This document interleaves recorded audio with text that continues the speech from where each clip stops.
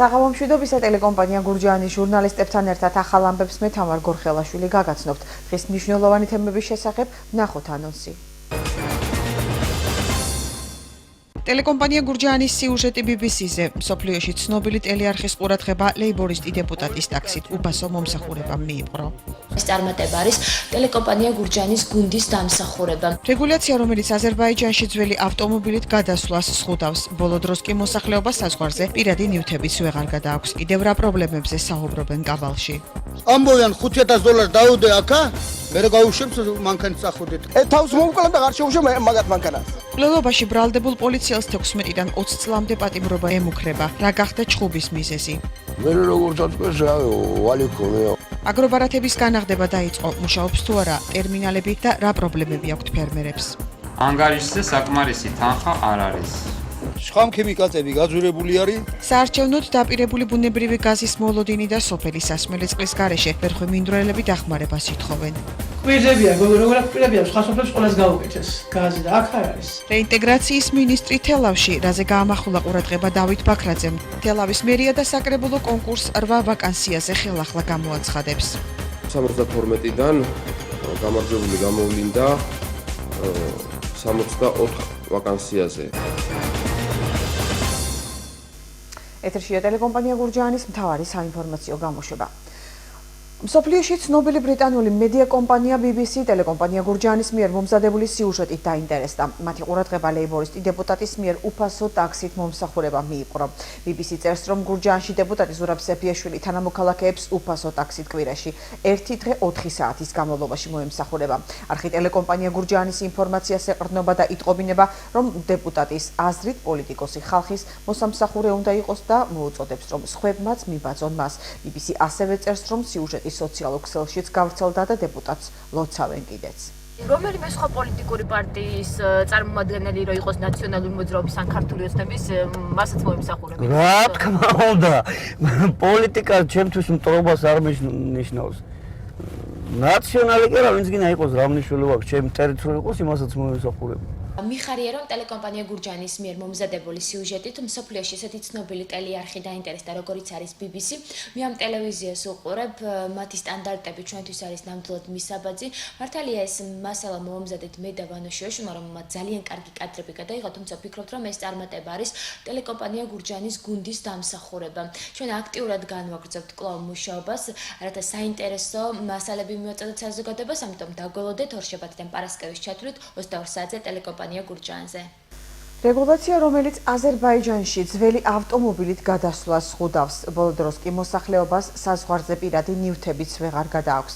კაბალში იმ პრობლემებზე საუბრობენ, რომელიც საქართველო-აზერბაიჯანის სასაზღვრო გამშვებ პუნქტთან ექმნებათ. დღეს საქართველოს მოქალაქე ეთნიკურმა აზერბაიჯანელებმა და აზერბაიჯანის მოქალაქე ეთნიკურმა ქართველებმა საკითხი მასშტაბური აქციით გააპროტესტეს და საქართველოს ხელისუფლებას პრობლემის მოგვარებას თხოვეს. დეტალებით ნინო სამიაშვილის სიუჟეტში.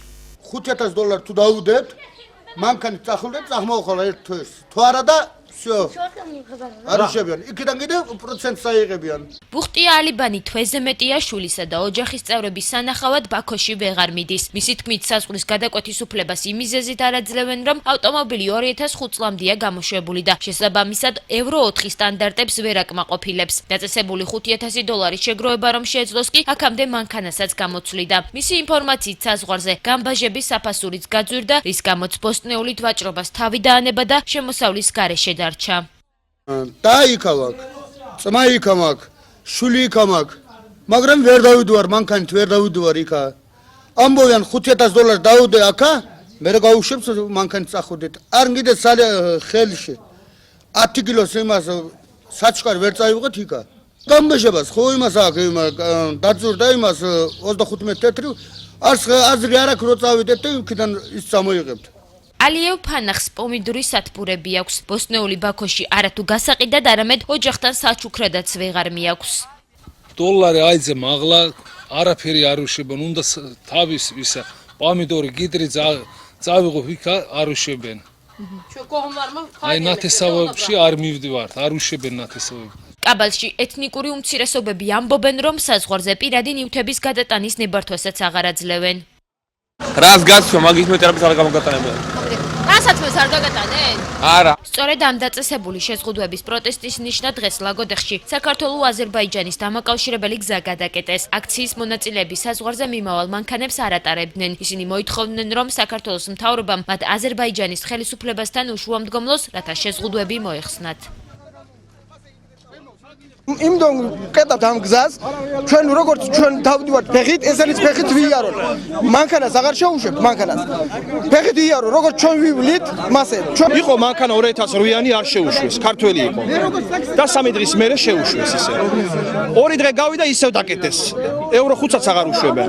ხან უშვებენ, ხან რასაც უნდა იმას აკეთებენ. მე ჩემი მანქანის შევედი, ჩემი მანქანა ღირს $2600. დეპოზიტზე მომთხოვეს $3850. ვითხოვთ, რომ საქართველოს მთავრობამ აზერბაიჯანის მთავრობას და მოაგვაროს ეს პრობლემა და შევიდეთ აზერბაიჯანის ჩვეულებრივად. მეტი არაფერი არ გვინდა. ლაგოდეხის საბაჟო გამშვენ პუნქტმა მუშაობა მალევე განაგრძო, თუმცა ჯერჯერობით შეზღუდვები კვლავ ვრცელდება. ახალი რეგულაციების თანახმად ავტომობილები, რომლებიც 2005 წლამდეა გამოშვებული, აზერბაიჯანის ტერიტორიაზე მხოლოდ იმ შემთხვევაში დაიშვება, თუ მეპატრონები ავტოსატრანსპორტო საშუალების ღირებულების 30%-დან 40%-მდე საგარანტიო თანხას გადაიხდიან. ეს თანხა კი მათ ქვეყნის ტერიტორიის დატოვების შემდეგ უკან დაუბრუნდებათ. სანდრო ბოჭორიშვილის მკვლელობაში ბრალდებულ პოლიციას 16-დან 20 წლამდე პატიმრობა ემუქრება. ინფორმაციას დღეს საქართველოს მთავარმა პროკურატურამ გაავრცელა. ჩატარებული გამოძიებით დადგინდა, რომ ძმები საცხოვრებელი სახლის წინ იმყოფებოდნენ, რა დროსაც მათთან ახმეტის რაიონული პოლიციის პანკისის განყოფილების უბნის ინსპექტორ გამომძიებელი გიორგი იორამიშვილი მეგობართან ერთად მივიდა. მათ შორის მომხდარი შელაპარაკება ჩხუბში გადაიზარდა, რომლის დროსაც პოლიციელმა 3 გასროლა მოახდინა. პროკურატურის ინფორმაციით მომხდარი ფაქტის შემდეგ გიორგი იორამიშვილის შემთხვევის ადგილიდან მიიმალა. მოგვიანებით კი საგამოძიებო ორგანოში გამოცხადდა და ჩადენილი დანაშაული აღიარა. შემთხვევა გუშინ თელავში თამარის ქუჩაზე მოხდა, როგორც თელავში ყვებიან ჩხუბი, რასაც მკვლელობა მოყვა, სავარაუდოდ ვალის გამო დაიწყო. უცებ გავიგე სროლის ყვა იყო. ეს საიქცა. და რო გავიხედე ეს გამოძიებლად წიწვა უკვე. და გამოვიქეცი არავინ არ იყო. მერე შეიყარა აქ ამაიქიდან ხალხი. მერე როგორც აწყვეს რა ვალი ქონია და უთქვია რომ ვალი რატო არ მოგაქვს. აი ესე აქა ჩხუბი ქონდათ მერე ადგა მანა მოიღო და ორივე შესრული. ეკუთვნის, თუმცა ვერ სარგებლობენ. ფერმერები აგრობარათების განახდებას ვერ ახერხებენ და შხამქიმიკატებს საკუთარი სახსრებით ყიდულობენ, რადგან აგრომაღაზიების ნაწილში სპეციალური ტერმინალები არ ფუნქციონებს. ფერმერები გაძვირებულ პესტიციდებზეც ჩივიან წელს, შემცირებულია ბარათზე დარიცხული თანხის რაოდენობაც. დღეს გლეხების პრობლემები ეთერ თეთრაძე მოისმინა. აგრობარათებზე თანხა უკვე დარიცხულია, თუმცა გლეხები მის განახდებას ვერ ახერხებენ, რადგან აგრომაღაზიების ნაწილში სპეციალური ტერმინალები ჩართული არ არის. აგროსფეროს მენეჯერი ამბობს, რომ მათ უკვე არაერთმა ფერმერმა მიმართა, თუმცა სასოფლო-სამეურნეო დანიშნულების საქონლის გაცემა ვერ შეძლეს.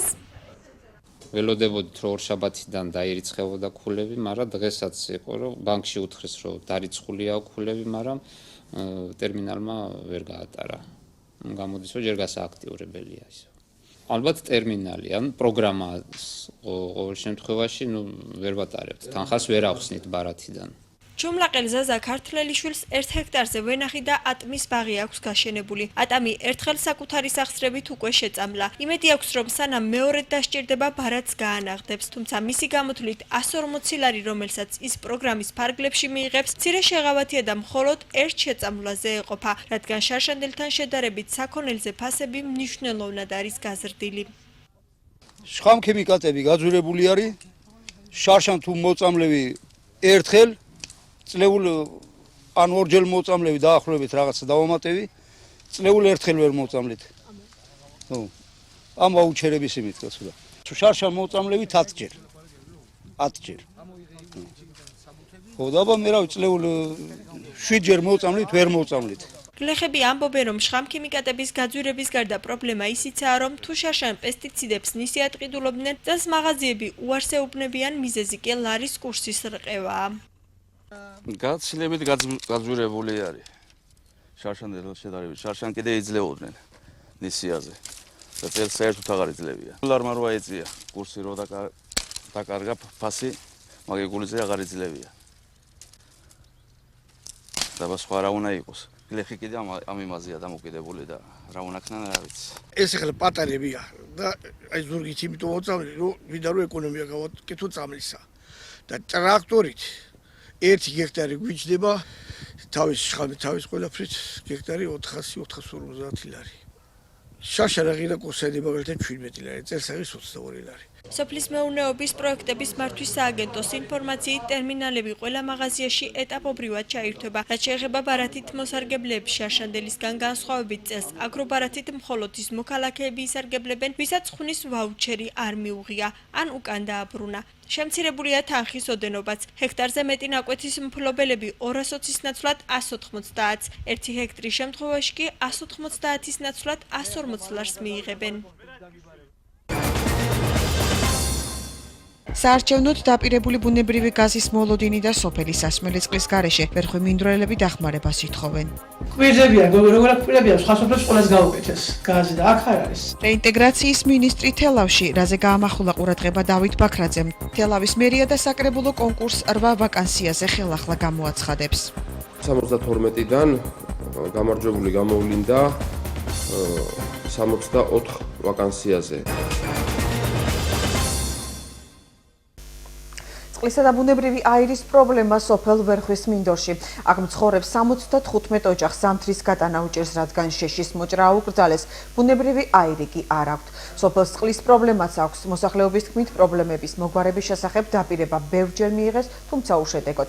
იგეგმება თუ არა მათი პრობლემების უახლოეს მომავალში მოგვარება, ვერა იაშვილის სიუჟეტიდან შეიტყობთ.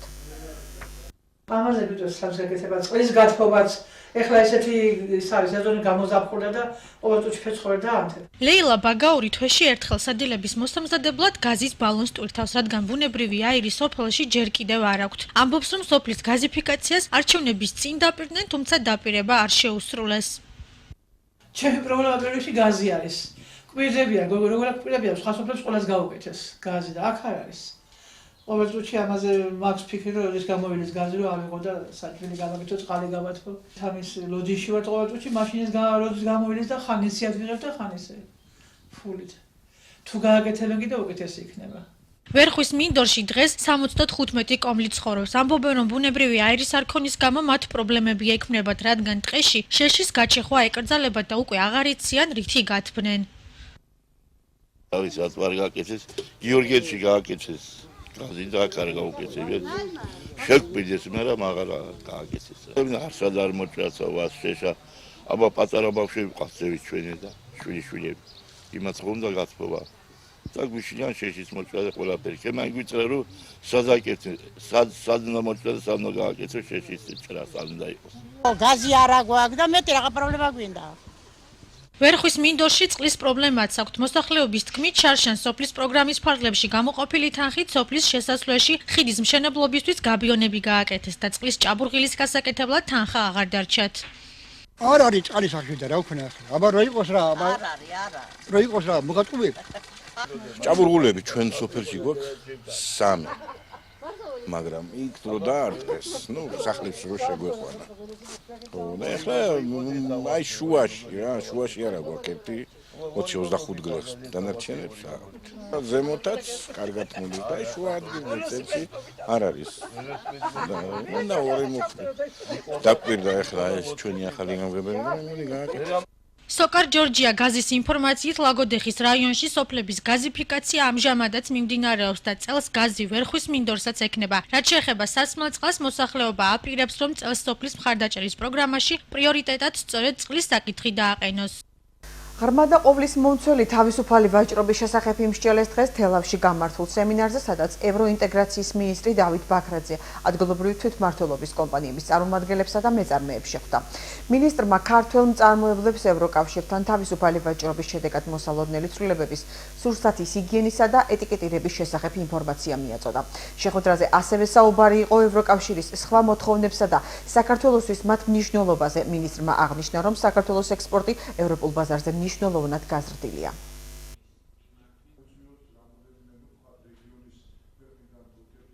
გაზრდილია საქართველოს ექსპორტი ევროპულ ბაზარზე, გაიზარდა კონკრეტულ პროდუქტებთან დაკავშირებით 40-45%-ით გასულ წელს. წელს იანვრის თვეში საქართველოს ჰქონდა ზოგადად ევროკავშირის ბაზარზე ექსპორტის 35%-იანი ზრდა. შესაბამისად, ძალიან მნიშვნელოვანია, რომ ის რეგულაციები, ის აუცილებელი ღონისძიებები, რომელიც საჭიროა წარმოებისთვის, რათა მოხდეს მათი მოდერნიზება, მათი მორგება ევროპულ ბაზარზე, იყოს მიტანილი მოსახლეობამდე. ქალაქ თელავის მუნიციპალიტეტის საკონკურსო საატესტაციო კომისიამ 72 ვაკანტურ ადგილზე მხოლოდ 64 კონკურსანტი შეარჩია. 8 ვაკანსიაზე კი კონკურს ხელახლა გამოაცხადებს. აქედან 7 თავისუფალი ადგილი მერიაში, 1 კი საკრებულოშია. შეგახსენებთ, რომ ქალაქ თელავის მუნიციპალიტეტის მერიასა და საკრებულოში გამოცხადებულ 72 ვაკანსიაზე გასაუბრების ეტაპი 120 კონკურსანტმა გაიარა. 72-დან გამარჯვებული გამოვლინდა 64 ვაკანსიაზე. ანუ 8 ვაკანსიაზე ახლა გამოცხადდება კონკურსი. ჩაშლილად ცხადდება ახლა ამჟამად იმ 8 ვაკანსიაზე და რამოდენიმე ხანში გამოცხადდება ახლიდან. ეს არის 1 საკრებულოშია და 7 მერიაში. გამოშვებას რეგიონის გარეთ განვითარებული მოვლენებით განვაგრძობთ, რომელსაც თამარ ჭანყვიშვილი გაგაცნობთ. მოგესალმებით და იმ ძირითად მოვლენებს გაგაცნობთ, რაც დღეს რეგიონის გარეთ ვითარდებოდა. საზოგადოებასთან მეტი კომუნიკაცია, ინფრასტრუქტურულ პროექტებზე სამუშაოების დაჩქარება, ადმინისტრაციული ხარჯების შემცირება საკურორტო სეზონისთვის მზადება, საბიუჯეტო შესრულების კუთხით გააქტიურება. ასეთი დავალება მიიღეს გუბერნატორებმა, მერებმა და გამგებლებმა საქართველოს პრემიერ-მინისტრისგან. შეხვედრაზე მთავრობის მეთაურმა ქვეყნის წინაშე მდგარ გამოწვევებსა და სამომავლო გეგმებზეც ისაუბრა. ჩვენთვის თავარი არის სურპასო მეგობრებო, რომ რამდენად შესაძლებელი არის სწრაფად დავზევთ ეს პრობლემები, რადგან მოსახლეობისთვის რაც შეიძლება უმტკივნეულო ჩაიაროს ამ რთულმა პერიოდმა. არის თითოეულ რეგიონისთვის მზადდება განვითარების გეგმა, სადაც სრულად არის ასახული ის პოტენციალი, რაც ამათ რეგიონს აქვს. ხდება მობილიზება ადგილობრივი და ცენტრალური ხელისუფლების, ადგილობრივი ბიზნესის, პოტენციური ინვესტორების, რათა მათ შევთავაზოთ ახალი პროექტების დაწყება. ჩვენი მაქსიმალური ხელშეწყობით. ეს ინიციატივა გულისხმობს მეწარმეთა მაქსიმალურ ხელშეწყობას რეგიონებში, სახელმწიფო საკუთრებაში არსებული ქონების პრივატიზებას, ინფრასტრუქტურის და კომუნიკაციების უზრუნველყოფას, ბუნებრივი რესურსებზე წვდომის უზრუნველყოფას და სახელმწიფო ინსტიტუტების მხრიდან მაქსიმალურ მხარდაჭერას. აქ თქვენი ჩართულობა არის ძალიან მნიშვნელოვანი. 3000-ზე მეტ გადამხდელ 300 მილიონი ლარის ოდენობით დავალიანება ჩამოეწერა. საერთო ჯამში კი ოქტომბრამდე 20000-ზე მეტი გადამხდელი მილიარდ ლარზე მეტი დავალიანებისგან გათავისუფლდება. საგადასახადო კოდექსში განხორციელებული ცვლილების შესახებ ინფორმაციას შემოსავლების სამსახური ავრცელებს. უწყებაში განმარტავენ, რომ მიზანი ბიზნესის წახალისებაა. შემოსავლების სამსახურში გადამხდელთა ის კატეგორიები დაასახელეს, რომელთაც კოდექსში შეტანილი ცვლილებები შეეხოთ. იმ გადასახადის გადახდელებს, რომლებსაც წლების განმავლობაში დაგროვილი აქვს საგადასახადო დავალიანება და რის გამოც ისინი ვერ ახერხებენ განაგრძონ ბიზნეს აქტივობა, აქ ჩანსი სუფთა ფურცლიდან განაახლონ საქმიანობა, როგორც საკუთარი ოჯახების, ასევე ქვეყნის კეთილდღეობისათვის.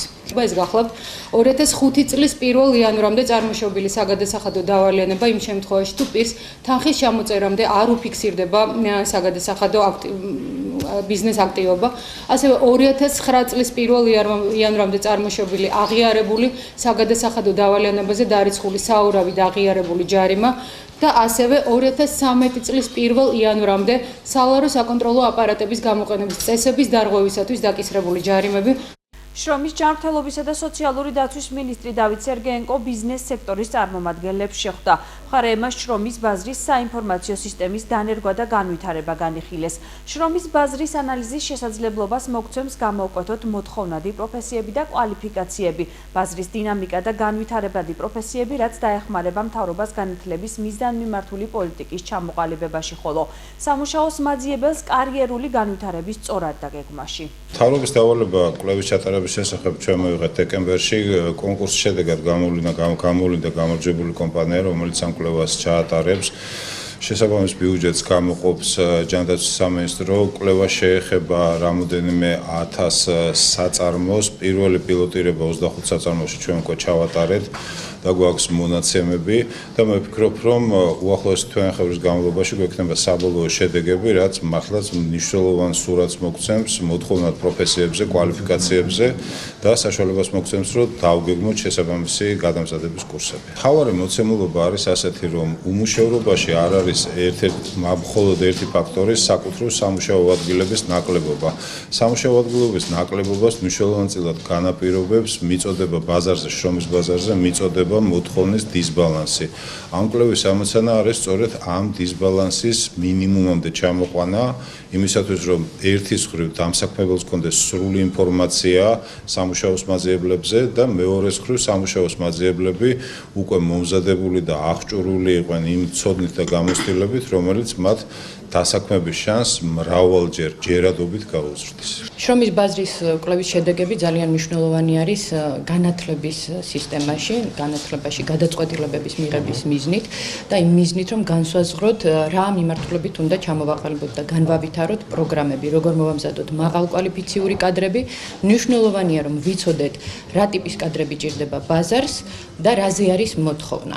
შესაბამისად, ჩვენ ამ შრომის ბაზრის კვლევის შედეგების მიხედვით უკვე შევძლებთ დავაბალანსოთ მოთხოვნა მიწოდება, ანუ მოვამზადოთ ისეთი კადრები, რომელიც ესაჭიროება კერძო სექტორს, რამდენადაც იცით მაღალკვალიფიციურ კადრებს, ძალიან მნიშვნელოვანი ადგილი უჭირავთ ქვეყნის ეკონომიკურ განვითარებაში და შესაბამისად ასევე დაგეგმილია მჭიდრო თანამშრომლობა ჯანდაცვის, შრომისა და სოციალურ საკითხთა სამინისტროსთან იმ მიმართულებით, რომ გადავამზადოთ სამუშაოს მაძიებლები და აღჭურვათ ისინი სწორედ იმ უნარჩვევებით, რომელიც მათ შემდგომში დასაქმებისათვის ესაჭიროებათ. აღსანიშნავია, რომ ასეთი მასშტაბური ღონისძიება ჯერჯერობით ქვეყანაში არ განხორციელებულა, სამწუხაროდ ქვეყანას დღემდე არ ჰქონდა სისტემური და სისტემატური შრომის ბაზრის კვლევის მექანიზმები, არ დაწყებულა დღემდე შრომის ბაზრის საინფორმაციო სისტემის ფორმირება და ამ მიმართულებით უკვე ძალიან მნიშვნელოვანი ნაბიჯებია წინ გადადგმული, მე რამდენადაც ვიცი პროცესში ჩართულები არიან საერთაშორისო ორგანიზაციების და მსოფლიო ბანკის დახმარებაც არის ამ მიმართულებით, რაც შედება ძალიან კარგ შედეგებზე გაგვიყვანს. ორგანიზაცია BCG კონკრეტული კვლევის ფარგლებში არის შემსრულებელი, ანუ საველე სამუშაოებს ასრულებს ჩვენი ორგანიზაცია. კვლევა მიმდინარეობს ორი მეთოდით, ეს არის რაოდენობრივი და თვისებრივი მეთოდოლოგია. რაოდენობრივი მეთოდოლოგიით კვლევა ტარდება საქართველოს მასშტაბით 6000 საწარმოში, თვისებრივი 240 საწარმოში. რაც შეეხება კვლევისათვის უკვე ჩატარებულია საპილოტო სამუშაოები, ჩატარდა სულ 25 საწარმოში. შედეგები, მისი განზოგადება ალბათ მიზანშეწონილი ჯერჯერობით არ არის მასშტაბიდან გამომდინარე, კვლევის მასშტაბიდან, თუმცა ურთიერთობა რესპონდენტებთან, ინფორმაციის მოპოვება და მოლოდინები ორგანიზაციას რაც ჰქონდა კვლევას მიმართებაში გამართლებულია აბსოლუტურად. 6000 ორგანიზაცია იძლევა საშუალებას, რომ აბსოლუტური სიზუსტით მივცეთ კვლევის შედეგები დამკვეთს. აღნიშნული კვლევა ხელში უწყობს არა მარტო ჩვენ კომპანიას, არამედ ქვეყანაში არსებულ ბიზნეს კომპანიებს, რომ სამუშაოს მაძიებლები კონკრეტულად ამ კვლევის დახმარებით უფრო შესაფერისი კანდიდატები მოვიციოთ და ეს ძალიან დიდი ხელშეწყობა იქნება სახელმწიფოს მხრიდან კონკრეტულად ბიზნეს კომპანიების მიმართ. საქართველოს საკანონმდებლო მაცნეს ახალი პროდუქტები და სერვისები დაემატა. ერთ-ერთი მნიშვნელოვანი სიახლე ორი კონსოლიდირებული დოკუმენტის შედარებაა, რაც ორ ფანჯარაში გახსნილი დოკუმენტირების პარალელურად დათვალიერების შესაძლებლობას იძლევა.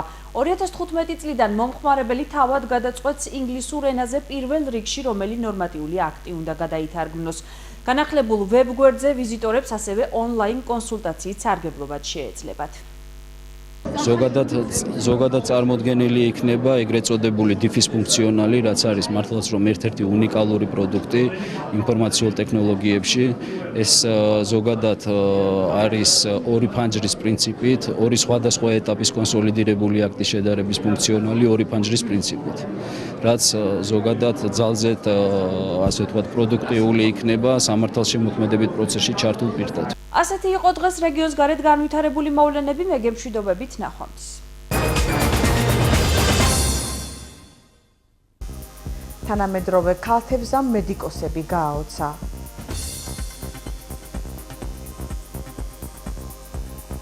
ყვავები გოგონას მადლობას საჩუქრებით უხდიან. გამოშვებას უცხოეთის ამბებით განვაგრძობთ.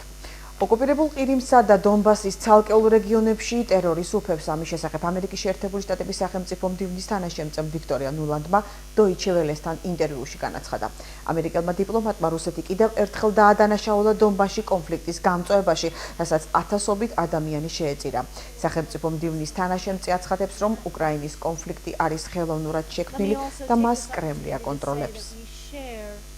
დიდმა ბრიტანეთმა შესაძლოა ვლადიმერ პუტინის ფინანსური საიდუმლოებები გაასაჯაროოს. ამის შესახებ გამოცემა ტელეგრაფი ბრიტანეთის საგარეო საქმეთა მინისტრ ფილიპ ჰამონდზე დაყრდნობით იტყობინება. როგორც ჰამონდმა განაცხადა, პუტინის და მისი გარშემო მყოფების სიმდიდრის შესახებ საზოგადოებისთვის ინფორმაციის მიწოდება აუცილებელია. პუტინის ქონების შესახებ ზუსტი ინფორმაცია არ არსებობს, თუმცა ტელეგრაფის ცნობით ის სავარაუდოდ 10 მილიარდ დოლარს შეადგენს.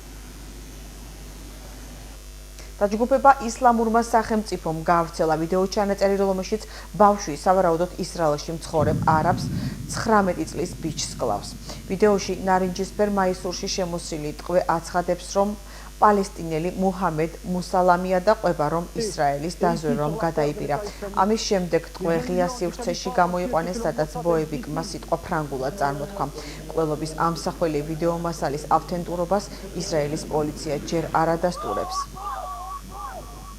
ახლა კი საინტერესო ამბავები, რომელიც პალიტრა TV-მ გაავრცელა. ბუნების კიდევ ერთი საოცრება, რომელსაც მედიცინაში ქალთევზას სინდრომს უწოდებენ.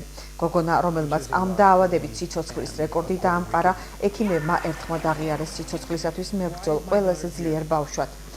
შილო თან შეზრდილი ქვედა კიდურებით დაიბადა და მას მედიკოსებმა რამდენიმე დღის სიცოცხლე უწინასწარმეტყველეს, თუმცა შეცდნენ. სიეტლში მცხოვრებ 8 წლის გაბი მანის ძალიან უცნაური მეგობრები ჰყავს, რომლებიც ყოველდღე საჩუქარს უკეთებენ. მას შემდეგ, რაც გოგონამ ყვავების დაპურება დაიწყო, ისინი მადლობას უჩვეულო ხერხით უხდიან და ყოველდღე სხვადასხვა სახის საჩუქარი მოაქვთ. გაბის და ყვავების საოცარი ურთიერთობა 2011 წელს დაიწყო. ფრინველებს მოაქვთ სხვადასხვა ნივთი, ღილები, კონსტრუქტორის დეტალები, მეტალის ნაწილები და გულის ფორმის ძივიც კი. პატარა ვირტუოზი ინტერნეტს იბრძყობს. გამოშვებაში ასევე ნახავთ. საქართველოს 17 წლამდელთა საფეხბურთო ნაკრები ელიტ რაუნდში იასპარეზებს. ახლა კი ინფორმაცია კულტურისა და სპორტის შესახებ. პატარა ვირტუოზი როქინ რაფია ინტერნეტში მისმა გამოჩენამ აჟიოტაჟი გამოიწვია. 11 წლის მუსიკოს ჯაზისა და ბლუზის მსოფლიო ლეგენდებს ადარებენ. სამყაროს აღსასრულზე გადაღებული ფილმის პირველი ტრეილერი გავრცელდა. ფილმში მთავარ როლს დუეინ ჯონსონი თამაშობს. იგი ყოფილ მეუღლესთან ერთად კალიფორნიაში მომხდარი დამანგრევებელი მიწისძვრის შედეგად დაკარგულ შვილს ეძებს. კინოთეატრებში ფილმის პრემიერა 2015 წლის 29 მაისს გამიმართება.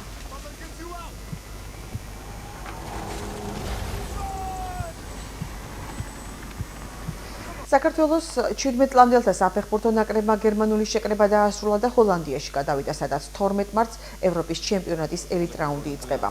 მასპინძელი ნაკრების გარდა ჩვენი გუნდი ბელგიელ და ჩრდილო ირლანდიელ თანატოლებს დაუპირისპირდება. მწვრთნელის გადაწყვეტილებით ელიტ რაუნდში თორნიკე მუზაშვილი და ერეკლე მალაზონია არ ითამაშებენ.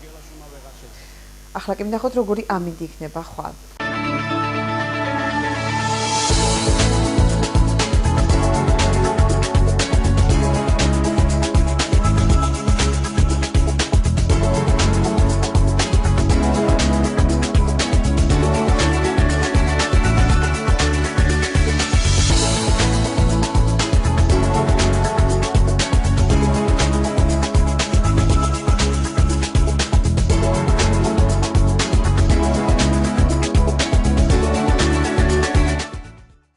ასეთი იყო ჩვენი დღევანდელი გამოშვება, ნახვამდის.